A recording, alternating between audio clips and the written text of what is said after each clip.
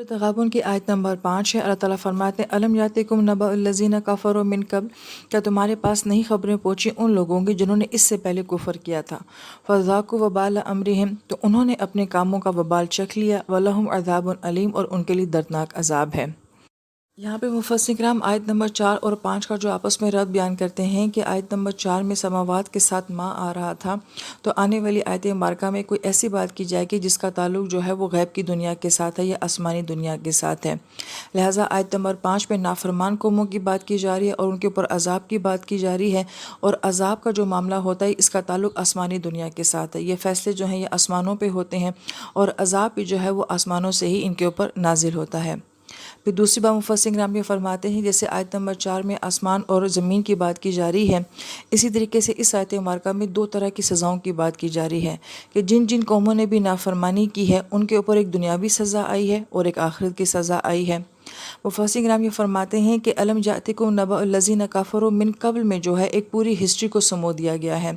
यहाँ पे ये कहा जा रहा है कि इससे कबल जितनी भी कौमें आई, तो हम मक्की कुरान में ये देखते हैं कि अल्लाह पाक ने 6 कौमों का जिक्र फरमाया है। कौम नूह का, कौम आद का, कौम समूद का, कौम शुएब का, कौम लूत का और कौम फ़िरौन का। अब यहाँ पे बजाय कि हर एक कौम का नाम लिया जाए, इज्तिमाई ज़िक्र कर दिया गया कि जितनी भी कौमें इससे पहले आई हैं उन सब के साथ यही मामला हुआ कि उन्होंने जब नाफरमानी की तो उनके ऊपर वबाल आया। तो गोया कि चंद अल्फाज में जो है वो हिस्ट्री को समो दिया गया है। फिर उसके बाद दो तरह की सज़ाओं का जिक्र किया गया है, जैसे कि ज़मीन और आसमान का जिक्र है। तो गोया कि एक सज़ा तो दुनिया भी देखती है, मगर जो असल सज़ा आखिरत की सज़ा है वो अनदेखी सज़ा है। जो दुनिया की सज़ा है उसके लिए ज़ाकू का लफ्ज़ आया है, और ज़ाकू जायके से है। हम जब कुरान पढ़ते हैं तो हम ये देखते हैं कि मौत के साथ भी जायके की बात की जाती है, अज़ाब के साथ भी जो है वो जायके की बात की जाती है। तो गोया कि इसमें एक तरह का तंज भी है और इसमें खूबसूरत नुक्ता भी है, इसलिए कि मौत हर एक इंसान के पास जो है वो एक टेस्ट लेकर आए कि जिस तरह का इंसान ने ज़िंदगी गुजारी होगी उसी तरह का टेस्ट लेके मौत उसके पास आएगी। और यही मामला जो है वो अज़ाब इलाही का भी है कि कौमों ने जिस तरह की नाफरमानी की, तो गोया कि उनके अमाल के मुताबिक जो है उसी तरह की सज़ा जो है वो उनके ऊपर नाजिल की गई, जिसको हम अरबी ज़ुबान में अल जज़ाओ में जिन्सुल अमल कहते हैं कि जैसा अमल होगा वैसे ही इंसान को जो है जज़ा या सज़ा मिलती है। लेकिन बड़ी गौर तलब बात यह है कि मुफस्सिर किराम ये फरमाते हैं कि वो कौमें जिनके नामो निशान तक मिट गए, जिनकी नस्लों का नामो निशान नहीं रहा, बल्कि इंसान जो है वो जानवरों की शक्ल में तब्दील कर दिए गए, इस सारे अजाब को सिर्फ ये कहा जा रहा है कि ज़ाकू ये तो जस्ट टेस्ट था, एक हल्का सा जायका था। जो असल सज़ा होगी वो तो आखिरत की सज़ा होगी। लिहाजा ये तो दुनिया की सज़ा की बात की, और आखिरत के लिए फरमाया कि अज़ाबुन अलीम होगा, और अलीम जो है वो अलम से है, अलम जो है वो दर्द को कहा जाता है।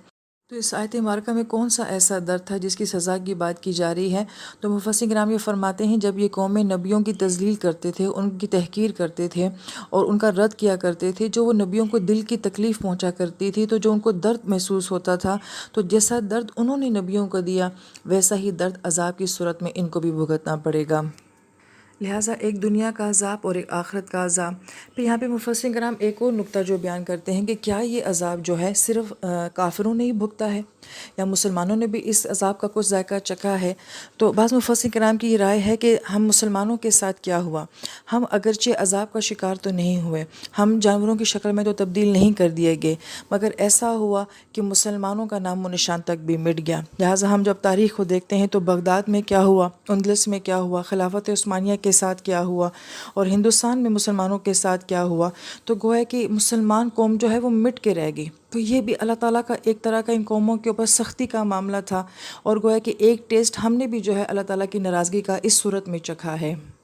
और अगर आज के हालात हम ये देखते हैं तो आज मुसलमान की कोई इज़्ज़त नहीं है, कोई वक़ार नहीं है, कोई हैसियत नहीं है। हमारे पास मस्जिदें हैं मगर नमाजी कोई नहीं है, कुरान है मगर पढ़ने और समझने वाला कोई नहीं है, ज़हानतें भी हैं, काबिलियतें भी हैं, मगर दीन के लिए इस्तेमाल करने वाला कोई नहीं है। मुसलमान हैं मगर ईमान कोई नहीं है, दिल हैं मगर उनमें सुकून कोई नहीं है, घर हैं मगर उनमें इत्तेफाक कोई नहीं है, रिश्ते हैं मगर उनमें मोहब्बतें कोई नहीं हैं। آنکھیں ہیں مگر آنسو کوئی نہیں ہے، نمازیں ہیں مگر سوز کوئی نہیں ہے، سجدے ہیں مگر ان میں آہیں کوئی نہیں ہیں۔ تو گویا کہ سزا صرف ایک طرح کی تو نہیں ہوتی جو صرف فزیکل ہوتی ہے۔ اہل علم یہ فرماتے ہیں کہ سزا دینے کے اور بھی بہت سارے انداز ہوتے ہیں کہ بعض اوقات ظاہری طور پہ کوئی عذاب نظر نہیں آتا ہے، لیکن اندر کی دنیا میں بہت سارے عذاب ایسے ہوتے ہیں جو قومیں بھی بھگتتی ہیں اجتماعی طور پہ، اور انفرادی طور پہ انسان بھی جو ہے وہ ان سزاؤں کے ذائقے جو ہے وہ چکھتا رہتا ہے۔ لہٰذا یہ بہت ہی غور طلب بات ہے، اور اس نقطے پہ غور کرنا چاہیے کہ اللہ نہ کرے کیا ہم میں سے بھی کوئی اس قسم کے ٹیسٹ کو چکھ رہا ہے؟ کیا کوئی ذائقہ اس طرح کا ہماری زندگیوں میں بھی ہے کہ بظاہر تو ہم کسی پکڑ میں نہ ہوں، لیکن باطنی طور پہ ہم کسی پکڑ کا شکار ہو چکے ہوں؟ اللہ تعالیٰ کل ایمان والوں کی حفاظت فرمائے۔ پھر اس کے بعد مفسرین کرام ایک اور نقطہ بیان فرماتے ہیں کہ یہاں پہ امرہم آیا ہے، لہم آیا ہے، فذاقوا آیا ہے، یہ سب جمع کے صیغے بیان کیے گئے ہیں۔ تو گویا کہ ایک انفرادی عذاب ہوتا ہے، ایک اجتماعی عذاب ہوتا ہے، اور اس آیت مبارکہ میں جو ہے وہ اجتماعی عذاب کی بات کی جا رہی ہے۔ یہاں پہ بعض اہل علم یہ بات بھی بیان فرماتے ہیں ضمناً، اور وہ یہ کہ ایسی جگہ جہاں پہ اجتماعی گناہ ہو رہے ہوتے ہیں، ایسی جگہوں سے بچنا چاہیے، اجتناب کرنا چاہیے۔ اور پھر جہاں پہ اجتماعی سزائیں آتی ہیں تو وہاں پہ جو موت آتی ہے وہ کیسی دردناک موت ہوتی ہے، اور اسی طریقے سے جو اجتماعی نیکیوں کی جگہیں ہوتی ہیں اور وہاں پہ جو موت آتی ہے وہ بالکل مختلف ہوتی ہے۔ میدان جنگ میں ایک طرح کی اجتماعی ایفرٹ ہو رہی ہوتی ہے، وہاں پہ جس کو موت آتی ہے وہ شہادت پہ چلا جاتا ہے۔ حج میں کوئی جاتا ہے، وہاں پہ اجتماعی معاملہ ہوتا ہے، موت ہوتی ہے تو اس کو شہادت کا ثواب مل جاتا ہے۔ لہٰذا یہاں پہ ہم نے یہ دیکھنا ہے کہ جو اجتماعیت یہاں پہ اللہ تعالیٰ بیان فرما رہے ہیں، تو کیا ہم کسی اجتماعی گناہ کا شکار تو نہیں ہیں، یا ہمارا تعلق کسی اجتماعی نیکی کے ساتھ ہے، یا اجتماع جہاں پہ نیک لوگوں کا ہو، کیا ہمارا ان کے ساتھ کوئی تعلق ہے؟ یہ بھی اس آیت مبارکہ کا ایک ضمنی مضمون ہے۔ پھر آیت نمبر 6 میں اللہ تعالیٰ فرماتے ہیں ذالک بانہ، اور یہ اس وجہ سے ہوا، یعنی کہ یہ سزا جو دی گئی ہے یہ اللہ تعالیٰ کی چاہت نہیں تھی، اس کے پیچھے وجہ تھی، اور وہ وجہ کیا تھی؟ کانت تاتیہم رسولہم بالبینات، کہ ان کے پاس ہمارے رسول جو ہیں وہ بینات لے کر آئے تھے۔ اب تاتی کا لفظ جو آتا ہے، جس کو ہم نے جان لیا ہے کہ کسی چیز کا بڑی سہولت کے ساتھ آنا، بڑی آسانی کے ساتھ آنا، تو گویا کہ اللہ کے رسول ان کے درمیان میں، ان کی قوموں میں سے، انہی کی نسل میں تھے، انہی کی زبان بولنے والے،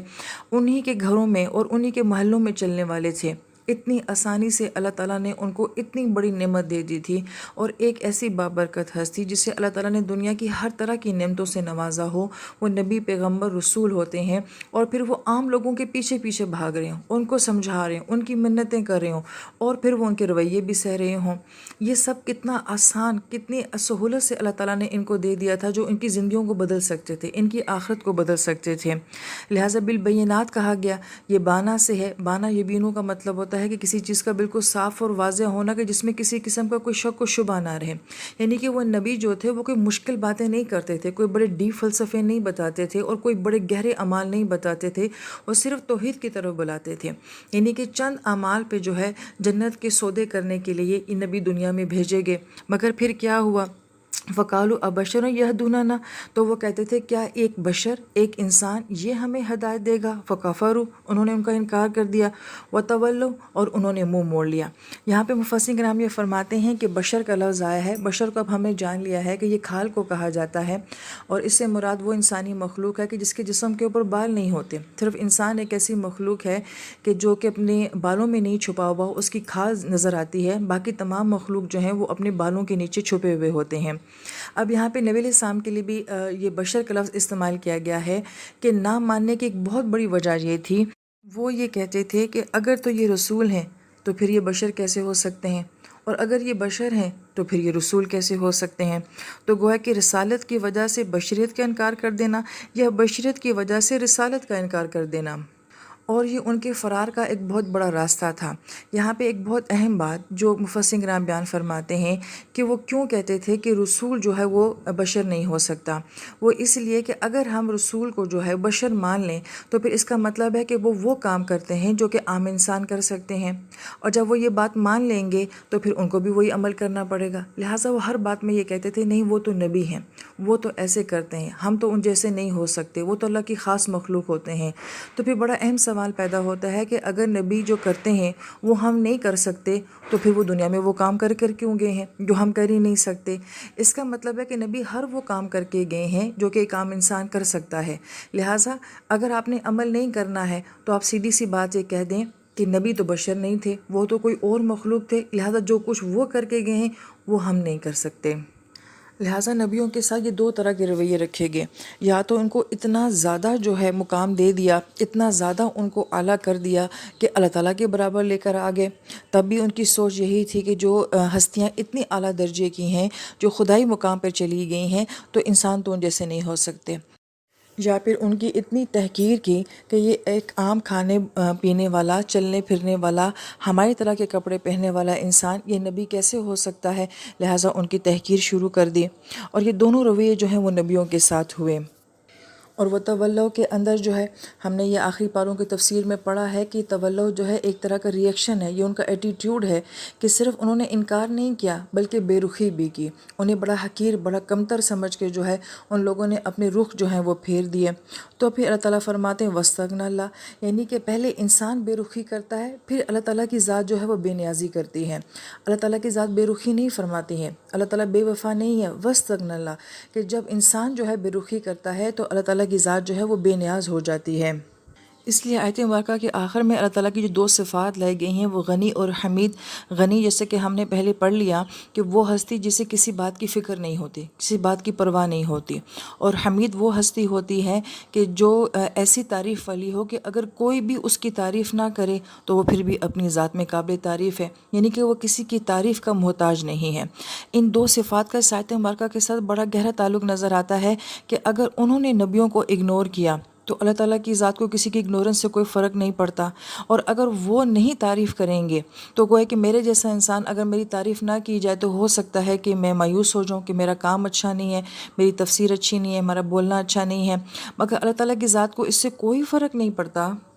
کہ کوئی اس کے دین کو قبول کرتا ہے یا نہیں کرتا، کوئی اس کے دین کی تعریف کرتا ہے یا نہیں کرتا۔ تو گویا کہ اللہ تعالیٰ کی ذات ایسی حمید ہے جو اپنی ذات میں خود قابل تعریف ہے اور اس کو کسی کی تعریف کی کوئی ضرورت نہیں ہے۔